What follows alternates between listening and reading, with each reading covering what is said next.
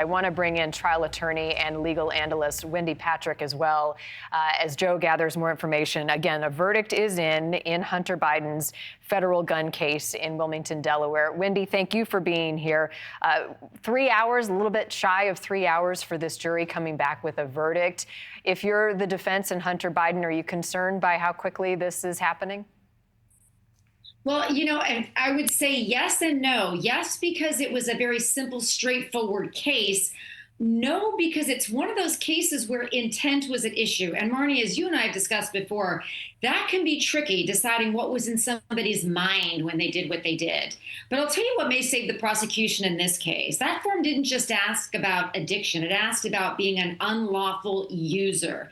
So whether anybody is in denial as to whether or not they're an addict wouldn't apply if they know they're unlawfully using drugs. But remember, Hunter Biden talked about going to rehab. Rehab is for quitters.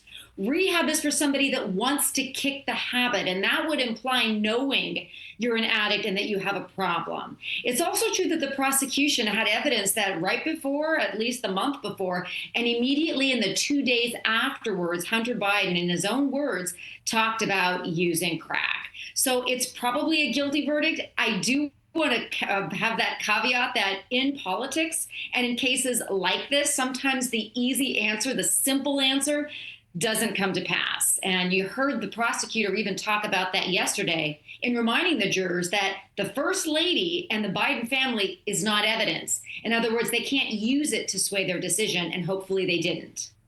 And we are looking now, you can see Hunter Biden with his wife now walking into the courtroom. So he wasn't far off, Wendy, as this verdict came down.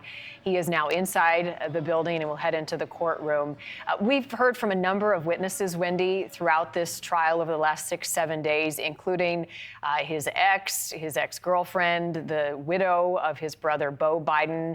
Even his daughter, Naomi, took the stand, very emotional in his defense. What was the most compelling in this case, do you believe, for the prosecution to begin with? Yeah, Marnie, great question. For the most compelling for the prosecution are the witnesses that laid out the timeline close in time to when he filled out the form. It's not sufficient to say, well, years ago he used drugs, or years before he filled out the gun form he had a problem and he went to rehab. We're talking about the window in time chronologically right around the time he filled out that form. That's what they needed to prove. That is why you saw that timeline emphasized and re-emphasized with the jury, including the month prior. They didn't have anything on the exact day, but the 2 days afterwards. So the witnesses that established the throes of addiction is the short answer. They were the most compelling because they're the ones that proved circumstantially what the prosecution set out to prove. Now, it's not a surprise the verdict was quick, specifically because there was so much evidence, including from Hunter himself in his own voice, one of the reasons he didn't have to testify. And would it have helped him at all to testify, to clarify, or would that have quickly backfired on a cross-examination?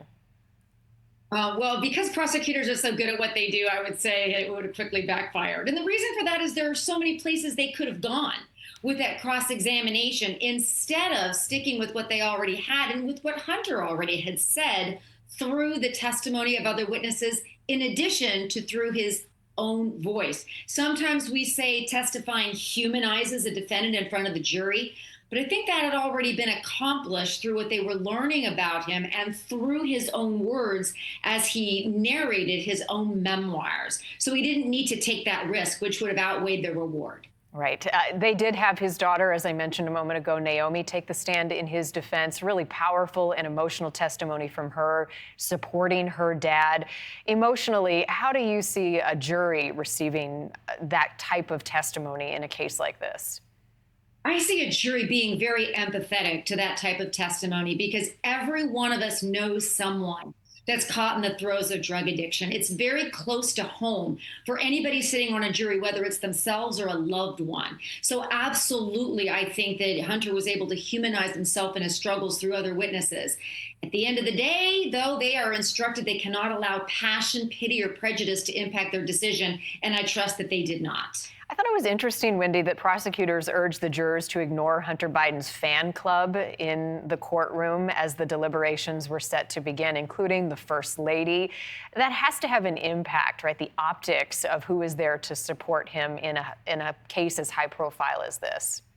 Absolutely, but optics are not evidence, and jurors need to continue to be reminded of that so they are not unduly influenced by the often colorful cast of characters that show up at different trials, either in support of the victim, in support of the defendant in this case, and they have to make sure that they don't allow their decision to be influenced by what the audience, what the gallery might think, given the famous faces in that crowd, and simply weigh the strength of the evidence. And I believe that's what they've done.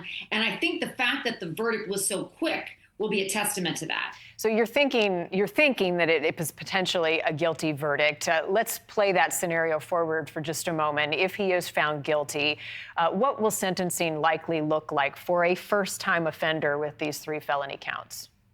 And I think that's the key, Marty. A first-time offender likely wouldn't suffer a custodial consequence of any significance. You know, we've seen lots of hybrid ways in which sentences can be imposed but stayed. If there were any jail time, could it be served on house arrest? Or could it not be served at all unless there were a violation of probation? There are lots of unique opportunities for first-time offenders that are gainfully employed and have kicked the habit, so to speak, as Hunter has, to be able to lead a productive life instead of go to jail. And that's one of the things the judge is looking at, is would other similarly situated offenders be facing jail time with a first-time charge, first-time convictions like this? And if the answer is no, then Hunter shouldn't either. That'll probably be the way it goes if it's a guilty verdict. And many times you get a quick verdict like this, many times it is going to be guilty. Wendy,